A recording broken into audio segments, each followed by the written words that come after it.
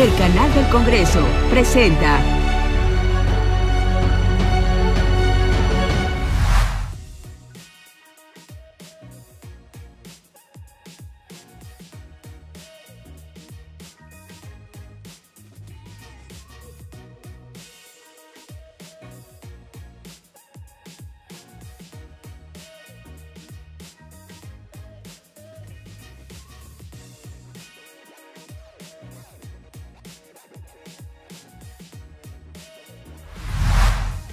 Bienvenidas, bienvenidos, qué bueno que nos acompaña una charla más de la serie Personalidades, obviamente aquí en el Canal del Congreso. Siempre es complejo el género de la entrevista, quizá uno de los géneros más bellos, más refinados del periodismo, porque hay que conocer al personaje. Y no únicamente el entrevistador, sino muchos de sus lectores, radioescuchas, televidentes y ahora cibernautas conocemos al personaje. Un hombre que de verdad es reportero todos los días y ha estado frente a estas cámaras, frente a los micrófonos, frente a esta iluminación, estas lámparas, luces, durante prácticamente toda una vida.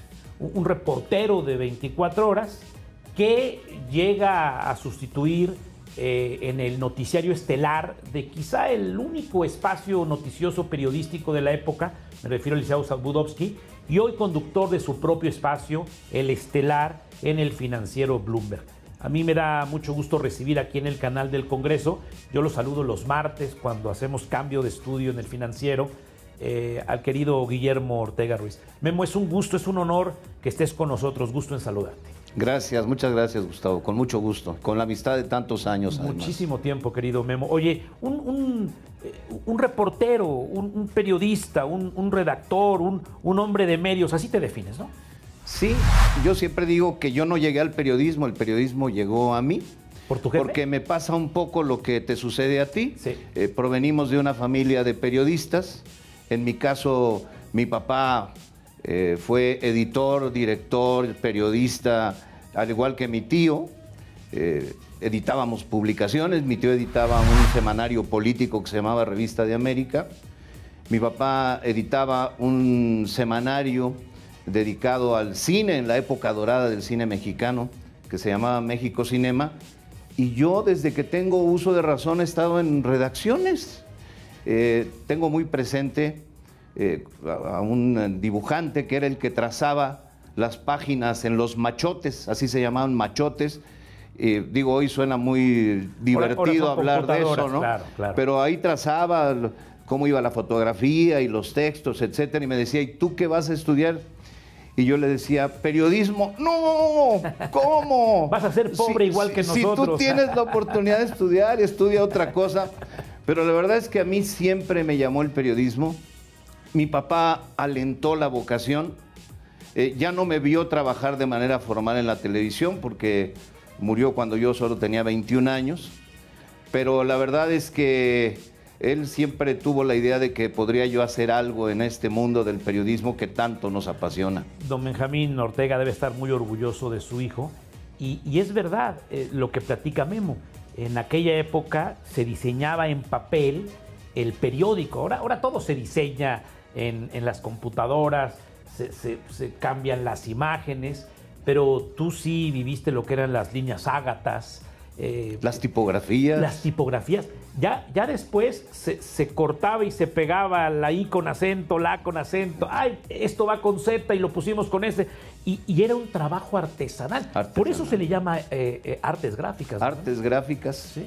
Y prensa, que bueno, ya por ejemplo, como se imprimía en aquellos años, ya está en desuso. Ahora tienes grandes máquinas en donde se imprimen como si fueran fotocopiadoras las láminas que luego se montan en las rotativas. Correcto. Para imprimir las páginas de los periódicos, pero antes era diferente. Ahora revisas los periódicos en línea. Correcto. Los ajustas en línea, quitas o pones palabras para ajustar el texto al espacio que tiene en línea. Es decir, las cosas son ahora muy distintas, pero no deja de ser romántico aquel tiempo en el que las cosas se hacían de esta otra manera y que recordamos con tanta nostalgia. Tú eres un ejemplo perfecto, Memo, del cambio de lo analógico a lo digital.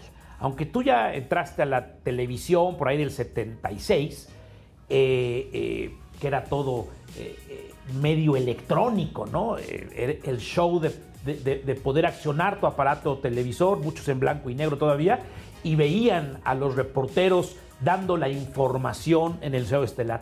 Pero tú te has metido a las redes, tú ahora transmites por streaming, ahora haces enlaces vía satélite y por internet, es decir, te adaptaste al medio. Sí, hay que adaptarse. Mira, cuando yo llegué a Televisa en el 76, filmábamos las noticias. Era calidad cine. 16 milímetros. Proceso cine de 16 milímetros. Sí. Entonces íbamos con unas camaritas Bolex, con su magazine cargado de película, sí. Rodábamos las imágenes y luego llegábamos al laboratorio para que se revelaran. Lo mismo pasaba con las entrevistas.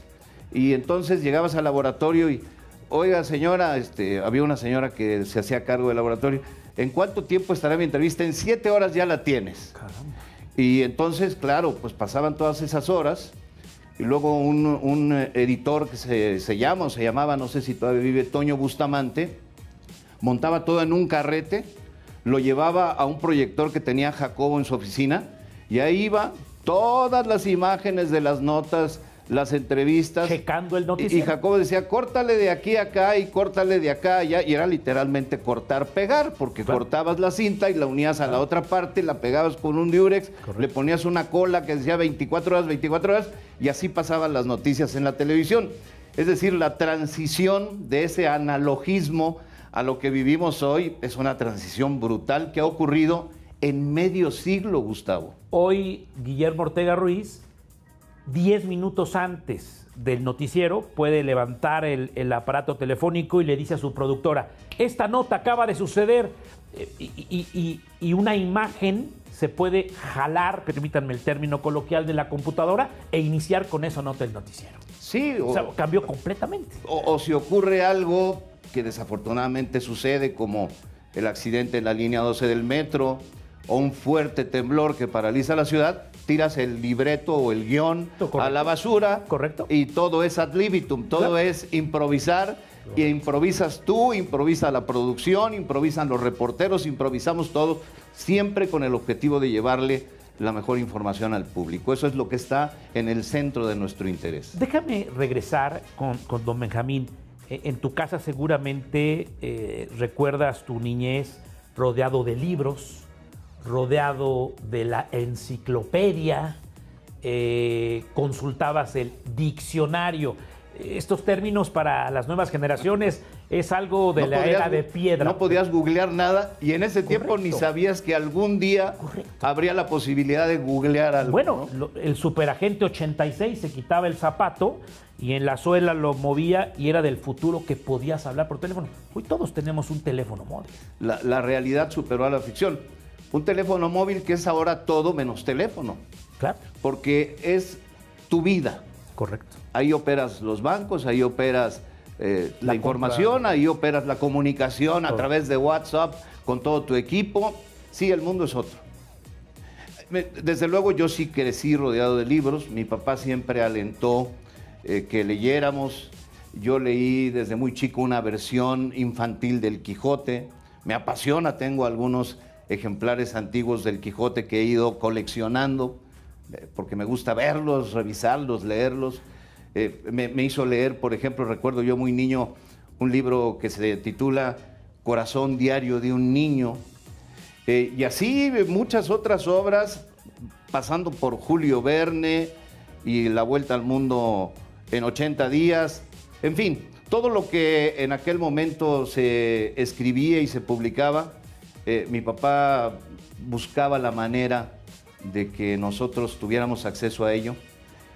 Por ejemplo, cuando empezó el tema de las drogas de manera muy fuerte, mi papá no decía, no hagas esto, no hagas lo otro, sino más bien te decía, mírale este artículo, qué interesante. Y el libro era sobre las consecuencias que podrían tener ciertas drogas.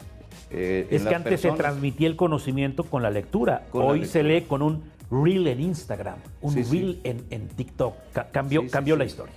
Sí, hoy es otra historia. Nos volvimos un mundo de imágenes más que un mundo de letras. Aunque Memo Ortega nos ha acompañado, y lo digo de manera literal, en nuestras casas durante los últimos 50 años. 50 años. Ni modo. Es la verdad. Medio siglo. Medio siglo.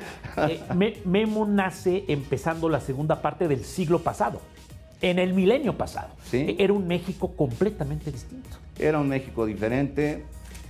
Yo casi siempre he vivido en la misma colonia, que es la colonia Irrigación. Y cuando yo vivía en la colonia Irrigación, yo llegué ahí en octubre del 55, de escasos meses de edad. Pues crecimos ahí, jugábamos en la calle, claro. Caminábamos por toda la colonia con una gran seguridad, conocías a tus vecinos, te saludabas con todo el mundo. Ahora toda esa zona se ha vuelto de grandes edificios, bastante impersonal, claro, rodeados de muchas comunidades, con estos edificios que ahora te ofrecen cualquier cantidad de commodities, ¿no? Pero la verdad es que sí, es un tiempo que, pues, que quienes lo vivimos lo añoramos, ¿no? De tus cuates, de la convivencia, de jugar una cascarita en la calle y luego irte a tomar un buen refresco de cola, ahí a la tiendita de la esquina. En fin, una época bonita. Memo, ¿dónde te preparas? ¿La educación básica dónde la haces? ¿En esta zona de la Irrigación? Fíjate que yo hice la primaria en una escuela que estaba entonces en la calle de Santa María la Ribera 63, en la colonia Santa María. Luego se cambió a Cedro 16. A mis hermanos más chicos ya les tocó ahí. La escuela se llamaba The Graham School y la fundó una maestra que había estado casada con un canadiense y que tenía un gran aprecio por el idioma inglés. Entonces te daban clases, prácticamente las mismas materias en español y en inglés, y mi papá consideró que eso era de muy buena utilidad para el futuro. Luego, mi papá también tenía la idea de que había que pasar por una escuela pública, porque pasar por una escuela pública te permitía entender muy bien el México en el que vivimos. Sigue siendo válido. Y estudié en la secundaria 4 Moisés Sáenz. ¿Dónde estaba? ¿O dónde está? Está en la calle de San Cosme, esquina con Naranjo. La verdad es que una gran experiencia. Luego me enteré que allí estudiaron colegas nuestros que fueron glorias de la comunicación, como don Pedro Ferriz, por ejemplo, o como Ángel Fernández, entre otros. Una escuela muy rigurosa. Entonces se vestía un uniforme caqui como si fueras conscripto, un uniforme caqui con cuartelera, y así tenías que ir uniformado con corbatita, claro. Y así tenías que ir a la escuela. Inclusive corregían hasta la manera en cómo te peinaban, es decir, cómo te cortaban el cabello, las orejas descubiertas, la frente descubierta. Sí. Y la verdad fue un tiempo muy grato. Conservo todavía amigos de la secundaria 4 de aquellos años. Estamos hablando de mediados de los 60. Y después estudié... Es decir, se reúnen, se van a comer de vez en vez. Sí, de vez en vez nos conectamos. Estas nuevas plataformas el famoso te dan WhatsApp, la posibilidad de reencontrarte y reconectarte, claro, ¿no? Te felicitan por tu cumpleaños, te desean buen año cada día 31, las navidades, las fiestas, y además el bullying que no puede fallar, ¿no? El bullying, sino que chiste. Luego estudié en la Universidad del Valle de México, en Sadi Carnot, a unas cuantas calles del Monumento a la Revolución. Todo por la zona, ¿eh? Y después te fuiste... Todo por la zona. Y después me fui a la Septien. Claro, y no me puedo poner de pie porque ando cableado. Cuando yo entré a la Septien, estaba en la calle de Goldsmith, en Polanco. Pasamos solo 2 semestres ahí y se cambió a Basilio Vadillo, frente al edificio del periódico La Prensa. Correcto. Donde estuvo antes la Escuela Libre de Derecho. Correcto. Inclusive, si no me equivoco, el edificio sigue siendo de la Escuela Libre de Derecho y se lo renta a la Fundación Septien. A la heroica Septien. A la heroica Septien García. Sin duda, yo también es mi alma mater, la quiero mucho, di clases, pero sobre todo soy egresado, soy estudiante. Ahí aprendí algo, no mucho, pero aprendí algo de periodismo. Sin duda la escuela del reportero, ahí te enseñan a redactar. Es el lugar donde te enfrentas desde el primer día hacer una nota, te pide el profesor. ¿De Sí. qué? Y sale a la calle y regresa en 20 minutos y platícame una noticia que hayas visto. Esto es fabuloso, ¿no? Es la escuela del periodismo. Correcto. Es decir, aprendes a escribir todos los géneros periodísticos, aprendes a desenvolverte en cada uno de ellos, te obligan los maestros a escribir entrevistas con el colmo de detalle, imaginando cómo es el escenario, cómo es la escena, cómo es el entrevistado, cómo está vestido, ¿no? Toda esta descripción de la que hacían gala todos los periodistas notables de aquel tiempo, y yo sí creo que ha sido y sigue siendo la mejor escuela de periodismo del país. Coincidimos totalmente, querido Memo. En muchas cosas no, pero en esto coincidimos al 100%. En esto sí. Oye, Memo, y después, ya en el 76, llegas a Televisa. Ya era en aquel momento un monstruo, la familia Azcárraga, primero en la radio y después con la televisión. Ya se había unido Televisión Independiente de México, era Televisa, pues la gran empresa de la información, de cómo recibíamos las noticias y también el entretenimiento. Tú llegaste, ¿qué? Un chamaco de 20 y tantos años, ¿no? Tenía yo 21 años. Había trabajado un par de años en Revista de América, que era una revista propiedad de mi tío Gregorio Ortega, que fue un personaje del periodismo de aquel tiempo. Y muere mi papá a inicios del 76. Muy joven, ¿verdad? Muy joven, tenía 59 años. Y yo me veo en la necesidad de buscar ya una chamba en donde realmente puedas tener un crecimiento, una ventana abierta a muchas posibilidades y un mejor ingreso. Claro. Entonces le pedí a mi tío Gregorio, porque él conocía a Jacobo, que buscara que yo tuviera una cita con Jacobo. Y fui un día, me dio una cita y fui, y me recibió ahí en su oficina del viejo edificio de Niños Héroes 27, que se cayó en el terremoto Correcto. del 85. Una oficina muy singular. Sí, ahí era la oficina de la vicepresidencia de noticieros, ¿no? Estábamos en el primer piso y tenía un doble piso, ese primer piso. Entonces el vicepresidente de noticias era Aurelio Pérez. Correcto. Y Jacobo era el director general de noticieros, además de titular de 24 horas. Entonces me recibió en aquella oficina llena de recuerdos, de fotografías con personajes, y me dijo, así con el tono ese que tenía Jacobo, ¿con que quieres ser reportero, no? Y le dije, sí, señor, sí quiero ser reportero. A ver, ven. Y entonces subimos a ese segundo piso, dentro del mismo primer piso, esa segunda planta que había, y me llevó con Raúl Hernández, un legendario jefe de información Queridísimo, don Raúl, de noticieros, y me presentó con él, le dijo, mira, este viene de muy buen árbol, viene de muy buen tronco, a ver cómo sale la rama. Es Guillermo Ortega. Y me dijo, ahora depende de ti y de él. Y se bajó Jacobo y me dejó ahí. Y Raúl Hernández me dijo, no se quede mirándome así, mejor póngase a hacer algo útil. Y ahí ese día empecé. Me acuerdo qué historia, ¿eh? Que era el embajador de los Estados Unidos en México, un señor que se llamaba Joseph John Jova, y lo habían internado en el hospital inglés, y bueno, era nota que el embajador de los Estados Unidos en México había sido internado por motivos desconocidos en el hospital inglés. Y me dijo Raúl Hernández, con ese tono pausado que tenía Raúl, cheque esa información y prepare una nota. Y yo, sí. Agustín Granados estaba en la redacción y me dice, Agustín Granados, también un legendario periodista de los noticieros de Televisa, y me dice, ¿qué pasó? Tú eres sobrino del maestro Ortega, ¿verdad? Sí.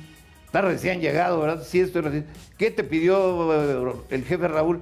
Pues checar esto. Pues muévete, hazte pasar por una persona familiar, muévete y consigue datos. Pues como pude, hablé, conseguí que una enfermera contestara en el piso, en fin, obtuve cierta información muy limitada. Pero y no hay reporteros sin suerte. No hay reporteros sin suerte. Y entonces le escribí, te acordarás tú que en aquel tiempo había unos esténciles para imprimir las notas. Correcto. Se llamaban ditos, no sé por qué, pero era una hoja con una especie de papel calca atrás, que luego la llevabas a imprimir y para repartirla entre los noticieros. Sí, era la copiadora de la época. La copiadora de la época. Entonces Claro. yo llegué, escribí la nota, se la llevé a Raúl Hernández y me dijo, tírela. Y yo dije, debe estar muy mal. No, la tiré a la basura. Me dijo, no sea... Estabas aprendiendo de Sí, televisión, claro. Saque esa nota y lleve a tirar, es irla a imprimir. Correcto. Aprenda. Y así, ese fue mi debut en los noticieros Caramba. de Televisa. Pero el auditorio y sobre todo las nuevas generaciones que nos están siguiendo en el 45.1 de su televisión abierta y por sistemas de cable en todo el país, es ese niño de 21, ese adolescente de 21 que no sabía que tirar era el verbo de imprimir en su primer día de trabajo en Televisa. Después de muchos años, lo vamos a platicar, fue quien al momento de que se va Jacobo Saludowski, se queda en ese ansiado espacio. Lo vamos a platicar. ¿Y qué fuentes cubriste? O sea, a partir de ese momento, viajes internacionales, al aire, grabado, regaños, felicidad, amistades, toda una vida al interior de Televisa. Mira, eran los últimos meses del periodo de Echeverría. Sí. Graciela Leal, también veterana periodista en Televisa, cubría la presidencia de la República. Acuérdate que para cubrir la presidencia de la Pues República era el reportero más laureado. había que tener muchos merecimientos. Sí. Pero ya está en su etapa final Echeverría, nos mandan algunos de los reporteros jóvenes a hacer algunas coberturas. Me tocó todavía cubrir algunos actos, no giras, pero sí algunos actos de Luis Echeverría. Viene la transición a López Portillo. Joaquín López Dóriga había estado muy presente en la cobertura de la campaña de López Portillo. Él empieza a cubrir la presidencia, pero luego se va. Al Canal 13. Se va al Canal 13, La recibe competencia, sí. el ofrecimiento para dirigir el área de noticias del Canal 13, funda un noticiero que se llamaba 7 Días. Correcto. Y pues se va a Imevisión, lo que era entonces Imevisión, hoy es Televisión Azteca. Y entonces en Televisa se toma la decisión de rotar la cobertura de fuentes para que los reporteros, todos, tuviéramos la oportunidad de cubrir todas. Unos meses en el Senado, unos meses en Cámara de Diputados, un día en el aeropuerto, la las nota financieras, policíaca, las financieras, hasta los presidencia. organismos empresariales, hasta presidencia. Y sí me tocó cubrir algunas de las giras nacionales e internacionales de López Portillo. Que eso era, digamos, lo máximo del periodismo televisivo, es decir, acompañar al presidente a España, al presidente a Aguascalientes, poderle sacar 2, 3 preguntas, era 2, 3 respuestas, era quizá Sí, sin duda. la nota de entrada del noticiero. de Sí, Jacobo, buscar ¿no? siempre obtener algo especial para tu medio. La verdad es que a mí me tocó cubrir de todas, hasta religiosas me tocó cubrir, o sea, de todo. Y eso la verdad es que te da una experiencia muy grande para entender qué pasa allá afuera, qué está sucediendo en el sitio específico, cómo es una sesión en el Senado, qué pasa en los pasillos mientras los senadores están en sesión, o lo mismo en la Cámara de Diputados, o acudir con los dirigentes de los organismos cúpula del sector privado, o con la cúpula religiosa Claro, en claro. aquel momento, ¿no? Entonces sí, la cobertura de la nota policíaca, fundamental. A mí me tocó tener ahí a Guillermo Herrera, que era un portento de reportero policíaco. Me tocó tener cerca a Guillermo Pérez Verduzco, que era un portento de periodista. Siempre afortunado para las grandes coberturas, porque aparecía en el momento preciso para que lo enviaran a la que sería una gran cobertura. Buen reportero y con suerte, doblemente mejor. Pocas veces, Memo, hablamos de los chavos de las cámaras. Esta mancuerna para la tele es fundamental. ¿Tú tuviste suerte con los camarógrafos que te No, acompañaban a viajes internacionales o a hacer la nota en Reforma e Insurgentes? Es decir, No, ¿tuviste sin buena duda, suerte? Sin duda, sin duda. Y formas, en este caso, un trinomio, porque no era solo el camarógrafo con el reportero, era el camarógrafo, el operador, porque acuérdate que los equipos ahora pones un chip, Claro. pero antes ponías cintas o cassettes, Sí, llevabas un editor ayudante. le decían el servivar. Correcto. Al equipo decían, tráete el Servivar porque lo tenías que llevar literalmente en un carrito. Sí. Entonces los camarógrafos requerían de un asistente. Hoy puedes hacer una nota con un teléfono celular, una tableta. Hoy puedes hacer una nota y ahí con un le teléfono editas, ¿no? celular, Sí, o un sí. FaceTime, que estás en vivo Correcto. en tus redes, Correcto. transmitiendo algo. Sí, el mundo cambió, pero en aquel momento, claro, a ver, en la televisión es un equipo. Sí. De principio a fin. Quizá como en ningún otro medio. Si no funciona el micrófono, no sirve de nada la nota, Estábamos ¿verdad? todos vinculados y todos tenemos una responsabilidad y un compromiso de que las cosas salgan bien, porque ¿de qué sirve que vayas, obtengas los mejores temas, te metas en inundaciones o en lugares donde ocurre otro tipo de desgracias, si al final del día alguien en esa cadena comete un error y el esfuerzo de todos se va a la basura? Es un tema relevante el que estás mencionando, porque sí, somos un equipo y acostumbramos a ver. Te hermanas con tu compañero de la cámara. Sí, somos una familia. Nombraste ya a Jacobo, a Leal, a Raúl Hernández, a Héctor Pérez Verduzco, pero ¿quiénes son estos maestros que te marcan en tu paso en Televisa? Mira, en mi caso Jacobo, pues prácticamente toda la vida. ¿Fue buen maestro? Sí. Porque era duro, ¿no? Jacobo sí era duro, pero Jacobo tenía siempre abierta la puerta de la oficina y nunca tenías ninguna restricción para entrar. Y si tú querías ir a sentarte ahí porque ya te habías desocupado como reportero a ver cómo decidía la edición del noticiero, te lo permitía. Había la libertad de hacerlo. Duro porque yo me acuerdo que un día le llevé una nota, la miró así, él firmaba todas las notas. Si no firmaba la nota, no la podías grabar para 24 horas, ni siquiera grabarla. Entonces la vio, la leyó, se rió y me dijo, es una buena broma, ahora hazla en serio. Y me regresó la nota y yo dije, ¿qué habrá querido decir? Según yo estaba muy bien. Así era, él revisaba en lo personal, con mucha autoridad moral y laboral, profesional, porque era el primero que llegaba y el último que se iba. Hay que decirlo también. A Jacobo desde muy temprano lo encontrabas en su oficina tomando café y leyendo los periódicos. Ahí sí había un reloj informativo, es decir, cerraban así como en los periódicos. Ahora, ya lo platicaste, el mundo es cambiante y con el teléfono te pueden dar una información y cambias, quitas el libreto, quitas el prompter y adelante con la improvisación. Sí. Pero antes había un reloj informativo. Había un reloj informativo, los ciclos eran de otra manera. Correcto. Entonces Jacobo para mí fue el gran maestro y yo tuve una extraordinaria relación con él toda la vida. ¿De respeto? Siempre. Incluso ya estando yo fuera de Televisa. Sí, de respeto y de cariño. De cariño, de amistad. Pues. Es la misma vinculación que tengo con su familia, con Sarita, con Jorge, con Abraham, con Diana, a quienes aprecio y quiero mucho, y yo creo que es recíproco porque me los he encontrado y nos saludamos con un gran gusto.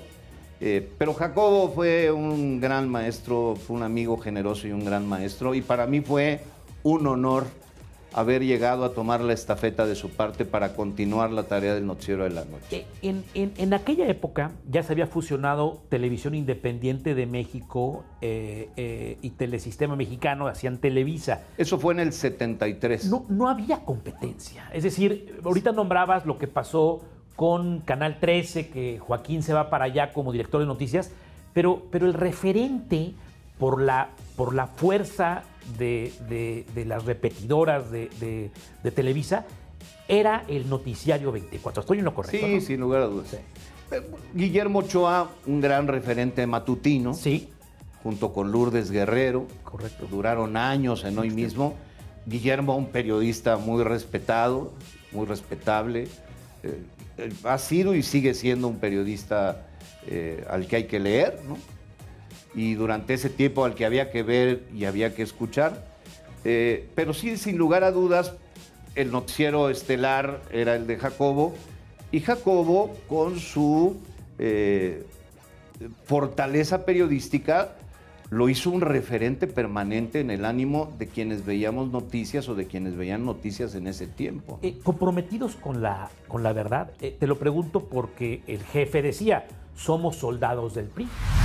Mira, comprometidos con la profesión. Déjame dejarlo ahí. Pero tampoco rehuyo decir las cosas. Es decir, para nadie es un secreto que este sistema de partido único, que fue el PRI durante muchos años, con una oposición real respecto al PAN, pero creada respecto a otros satélites en torno al PRI, pues hacían que las cosas ocurrieran como el PRI y el gobierno priista en turno decían. A ver, pues así era. Pero me encanta que lo reconozcas, Memo. Además, no te lo creería de otra manera el auditorio, porque hoy te vemos a las 10 de la noche, de 10 a 11, en el financiero Bloomberg, y una mueca, una sonrisa, una pausa que haces, eso te hubiera costado la vida en aquella época, no la cabeza del noticiero. O sea, hoy es completamente distinto. A ver, mira, esa posibilidad siempre ha existido de la mueca. Jacobo era un maestro para eso. Sí. Rocha era un maestro para eso.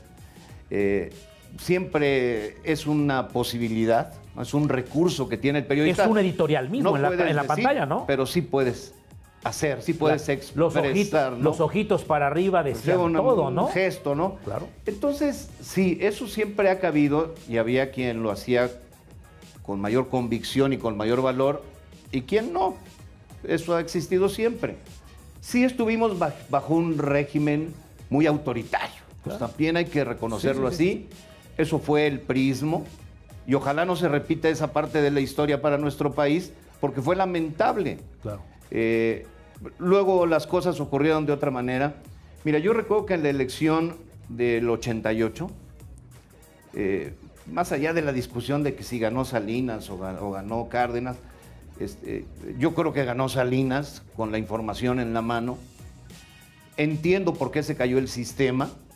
El sistema se cayó porque el área metropolitana de la Ciudad de México la ganaba claramente Cárdenas. Los resultados no fluían entonces como fluyen ahora. Claro, el famoso PREP iba a otra velocidad. Correcto.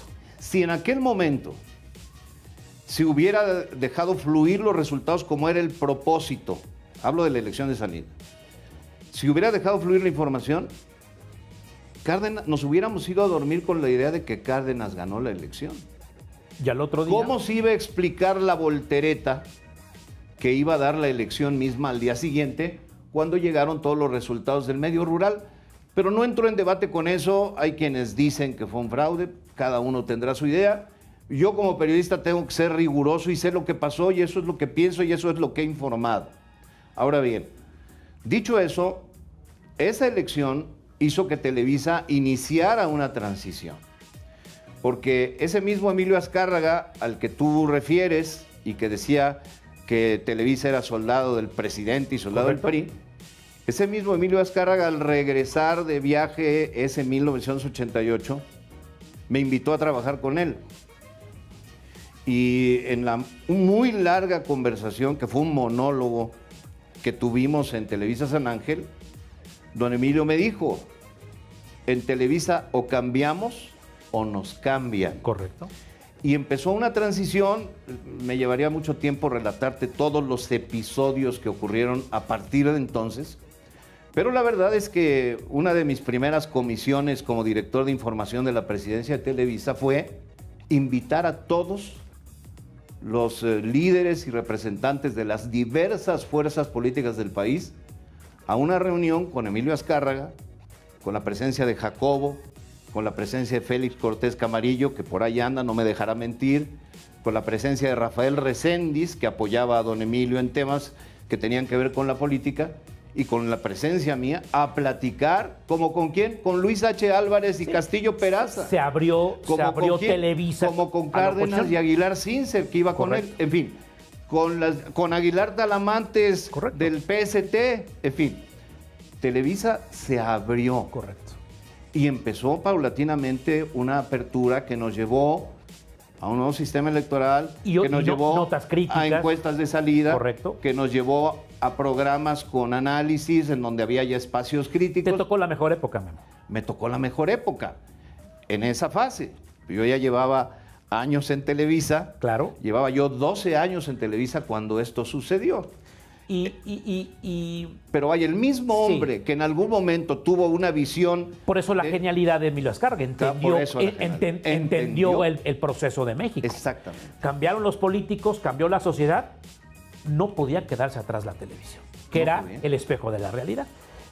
Para que Guillermo Ortega Ruiz llegara a la sustitución del horario estelar, del programa más visto, hay que decirlo, por millones de mexicanos, estaba en la pantalla Guillermo de todas las casas mexicanas, pasó una etapa importante, bueno, reportero, pero después en contacto, Contacto Directo. Notivisa, hoy mismo. A ver, platícame esos programas que también para Jacobo era inédito, porque el único programa de noticias era el de la noche. Y después empezaron a ofrecerle a un público que no estaba atendido informativamente, que eran los matutinos y los vespertinos. Mira, yo duré reporteando cotidianamente del 76 al 81. Sí. En el 81, Emilio Díez Barroso, que era el vicepresidente de Noticias, me pide que me haga cargo del noticiero del Canal 5 que pasaba a medianoche. Se llamaba En Contacto Directo. Nuevo día porque antes había habido una versión de En Contacto Directo vespertina. Acabó quedando En Contacto Directo. Luego hicimos una transición a una dirección de noticieros de Canal 5 donde incluimos Notivisa. Correcto. En Contacto Directo se convirtió en Notivisa. Y lo que en su momento fue Antena 5, que dirigía Fernando Alcalá, otro periodista El Gordo Alcalá. de antaño, el Gordo Alcalá. Luego todo se unificó en Notivisa y esa área de noticias de Canal 5 me correspondió dirigirla a mí durante algunos años. Luego viene una época en la que me incorporo con Lourdes Guerrero, en Hoy Mismo en el Canal 2, durante un año o cosa así. Que era un matutino. Que era un matutino. Y luego voy a la campaña de Salinas. Hice completa toda la campaña de Salinas. Por eso también te puedo hacer referencias en primera persona de lo que pasó esa noche de la elección Del en 88. el PRI, esa noche de la elección de 1988 en el PRI. Pero bueno, cubro toda la campaña de Salinas y regreso a la inauguración de ECO, Claro. el primer sistema de noticias Latinoamericano, en ¿no? español para todo el mundo de habla hispana. Y la presentación era vía satélite. Vía satélite. Claro. Para América, Europa y el norte de África. Correcto. Así decía. Correcto. Y entró. Lo dirigía Félix, ¿no? Lo dirigía Jacobo, pero tenía como mano derecha a Félix Cortés Camarillo. Y bueno, se crea toda esa época de ECO, producción de noticias 24 horas al día. ¿Qué es lo que hoy conoceríamos como Foro o ADN 40 u otros esfuerzos? Era nuestro CNN mexicano, ¿no? Todavía no existía CNN en español. No existía. Sí existía en inglés. Ah, correcto. Por eso tiene el mérito de haber sido el primer sistema de noticias en español 24 horas al día. Correcto. Desde México para todo el mundo de habla hispana. Así lo podríamos resumir. Correcto. Con sus virtudes y sus defectos. Correcto. A mí me encomendaron un par de espacios de ECO. Estando en ECO, un día nos damos cuenta de que ECO para el público mexicano no era el mejor esquema porque extrañaban un noticiero más para la familia. Y entonces don Emilio autoriza que yo me haga cargo de la hora de las 7 a las 8 y que Rocha se haga cargo de las 8 a las 9. Yo le pongo Al Despertar, él le pone Al Aire y entonces empezamos con esa rutina. Y posteriormente se amplía el noticiero Al Despertar hasta 3 horas y me quedo yo a cargo durante 8 años de las noticias de la mañana. En un esquema que era noticiero de noticia dura en su primera hora. Y pues comentado, ¿no? Luego noticiero de información, reportajes, investigación, etcétera. Y luego ya era francamente un magazine. Claro, ¿no? Claro. Entonces, donde venía la entrevista, inclusive hasta el artista famoso, lo entrevistabas, ¿no? Muchos artistas pasaron por ahí. Sí. Venían colaboradores como Otto Sirgo, que venía a hablar de teatro, o Susana Alexander, que venía a hablar de libros y poesía. En fin, se hizo un magazine, resultó un programa muy exitoso. La gente se sintió muy identificada con quienes participábamos ahí. Era como un programa de una familia para toda la familia y la verdad es que nos fue muy bien. Y de ahí, Al Despertar, doy el salto al noticiero de la noche. A ver, ahí explícame, ¿cómo se da? Tú eres muy modesto, pero la competencia de los reporteros, de los cercanos a Emilio Azcárraga, y lo tengo que decir, me acabas de hablar muy bien de los hijos de Jacobo, inclusive Abraham, algunos apostaban de que sería el sustituto de su papá. ¿Cómo se da esta historia? Que tú la viviste, quizá para ti es algo muy normal, pero desde afuera, los televidentes, los que estábamos en el mundo del periodismo, era una competencia para llegar al noticiario más visto de la televisión mexicana. ¿Cómo fue, Memo, realmente? Pues lo normal es que había una competencia. Claro, lógico. Mira, la verdad es que vimos 3 tiradores que luego nos convertimos en solo 2. Pues era Ricardo Rocha, evidentemente, Abraham, con todos los merecimientos profesionales, no por ser el hijo de Jacobo, con todos los merecimientos. Es un gran entrevistador, un gran reportero. Sí, es un gran periodista. Sí. Tenía todos los merecimientos. Él también era, desde luego, un aspirante a ese horario, y yo. Sí. Cada uno con sus cualidades y sus insuficiencias, como ocurren en todos los seres humanos, y cada uno con sus propios merecimientos por el trabajo que habíamos desempeñado en la empresa. Al final del día, don Emilio, porque aunque ya don Emilio no vivía cuando yo llegué al noticiero de la noche, yo sé que él tomó la decisión. Fue un tema que incluso conversé con Emilio Azcárraga Gallán, desde luego, pues expresándole pues mi completa confianza a la decisión que él tomara, fuera en un sentido o en otro, porque a él ya le tocaba tomar esa decisión, y al final optaron por mí. En un tiempo ciertamente difícil para Televisa, porque Televisa estaba en una etapa de transición de un liderazgo a otro. Claro, y aparte llegaba Emilio Azcárraga Gallán, chamaco. Sí, muy joven, con muchos desafíos. Don Emilio muere en el 97. Yo llego al noticiero 98. El primer día de enero del 98. Claro.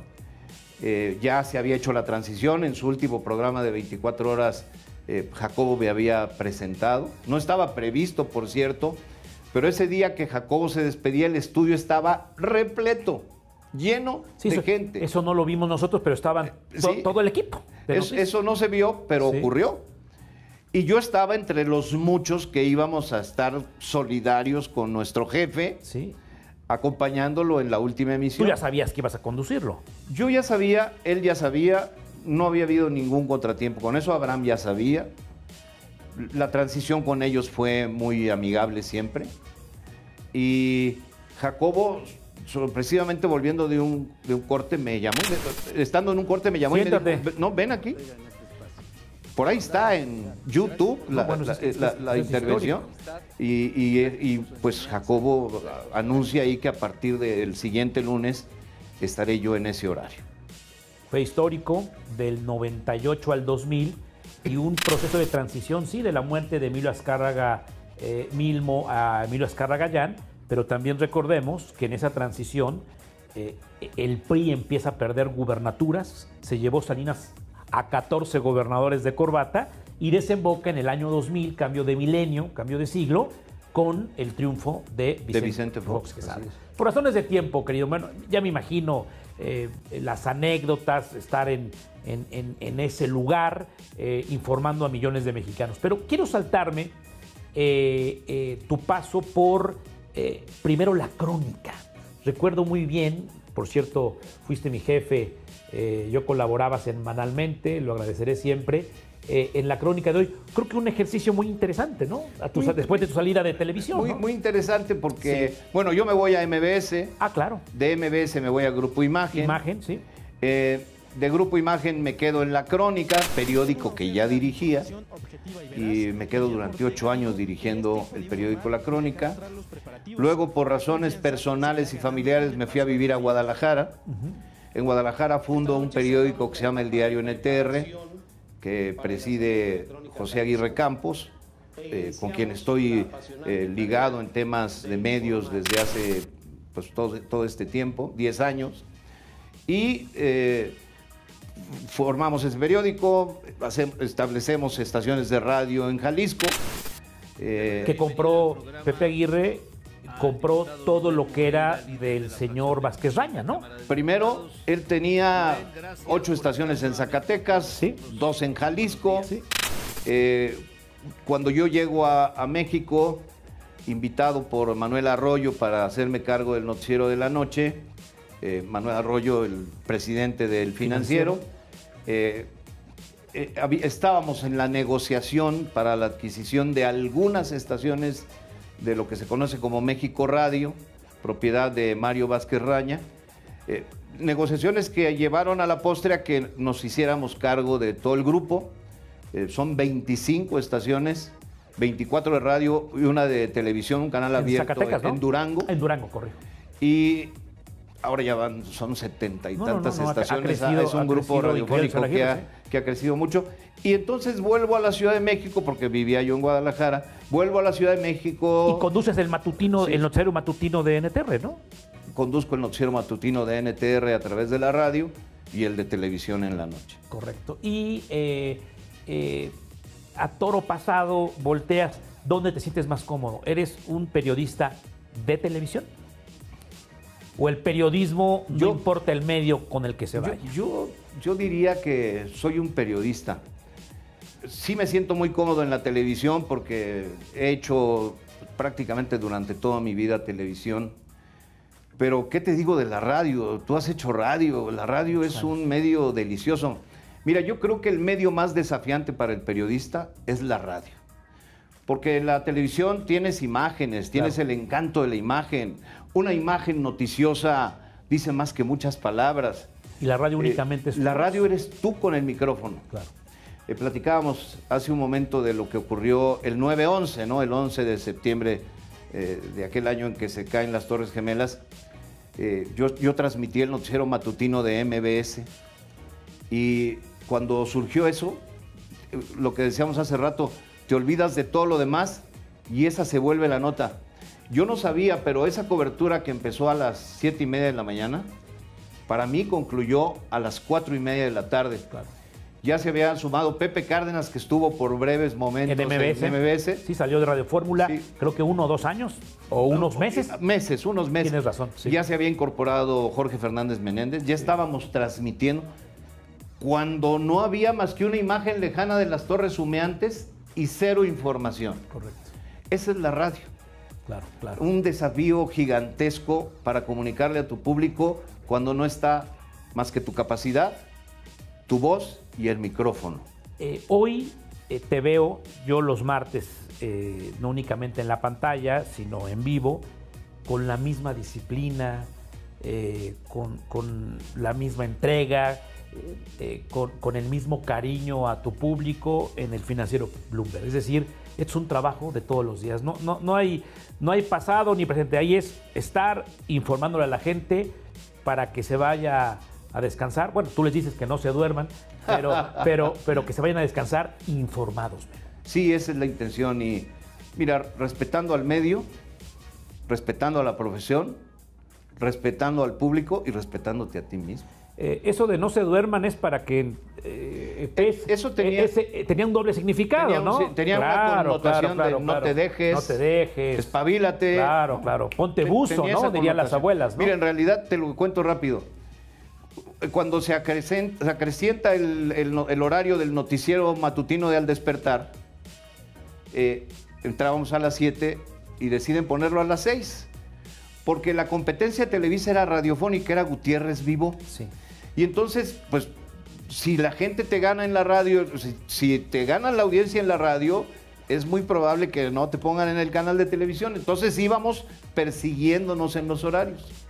Entonces el viernes previo a que yo entrara al aire a las 6 de la mañana, cuando me despedí dije, nos vemos el próximo lunes a punto de las 6. No se duerma. Y le cayó en gracia al público Y ya lo tomaste que como se bandera. Comunicó ay, dígale al señor Ortega que diga no se duerma, pero con esa misma carita, que diga no se duerma. Y así empezó. Pero cuando lo tomé para un noticiero nocturno, por ejemplo, dije, ¿cómo explico esto, no? Esta doble connotación. Y entonces lo expliqué.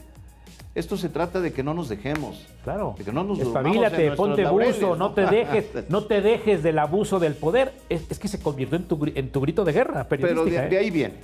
Oye, Memo, ¿qué sigue para un reportero que inició bueno, papá que era editor, periodista, tío famoso, empieza a los 21, ya platicaste tu historia, hemos hecho un recorrido fabuloso, Imagen, MBS, NTR, Bloomberg ahora, NTR con el señor Aguirre, y conduces sigues estando en la competencia de los estelares de la tele. Hoy, a diferencia de, pues hay que decirlo mismo, de nuestra época, teníamos nada más mañana abierta, hoy tenemos streaming, la televisión restringida porque pagamos un sistema en casa, y hoy estás compitiendo en la noche, ¿no? Con Acevedo, con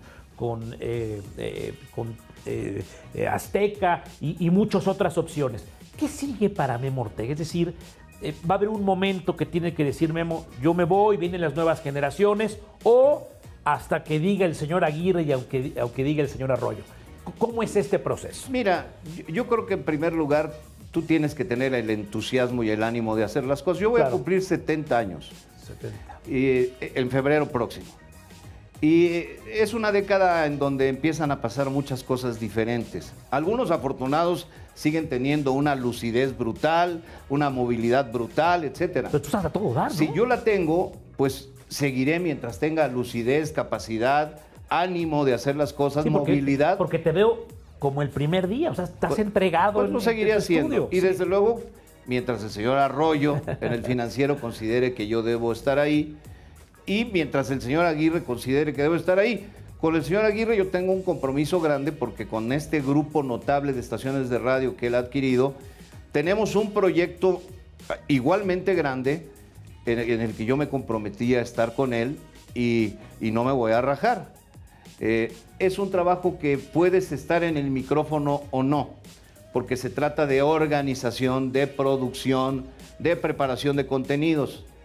Entonces, pues mira, la vida nos va sorprendiendo día a día. Yo acabo de lanzar el 1 de octubre, que además era una fecha emblemática para México, por la llegada de la primera mujer presidenta a ese cargo, el más relevante que existe en la Administración Pública Federal. Lancé guillermoortega.com. Tengo ¿Te sigues adaptando? un mes y 20 días con un súper equipo de jóvenes trabajando en el sitio. Me siento muy satisfecho y muy contento. ¿Es un diario digital? Es un diario digital presente en todas las redes sociales, hasta TikTok.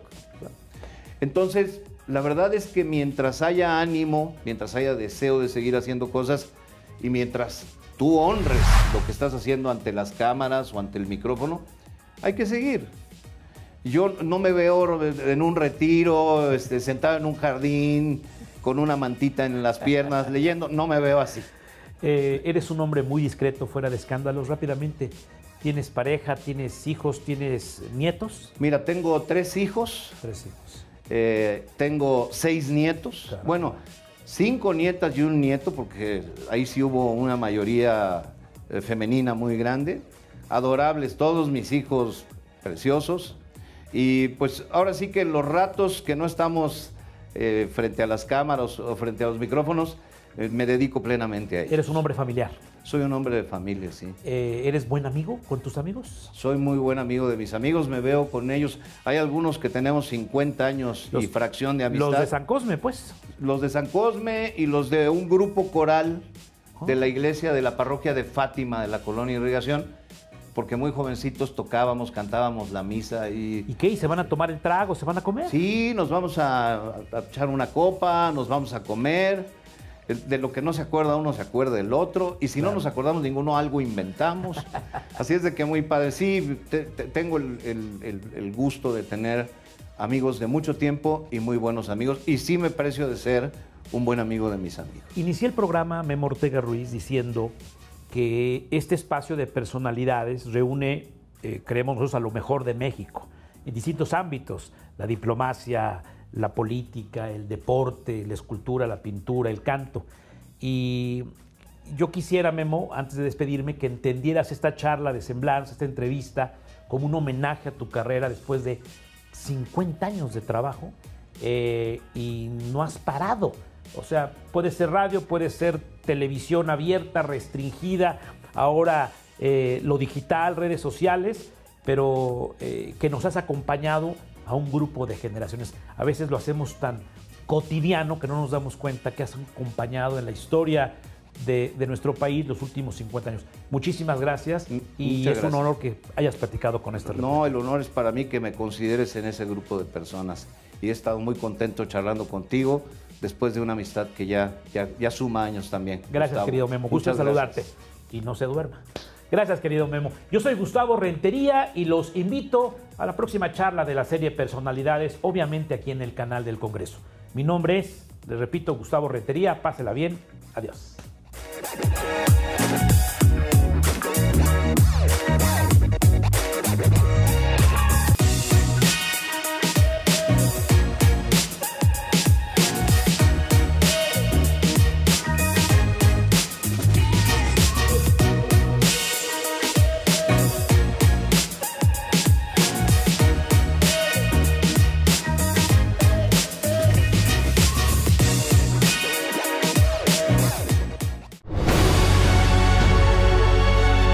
El canal del Congreso presentó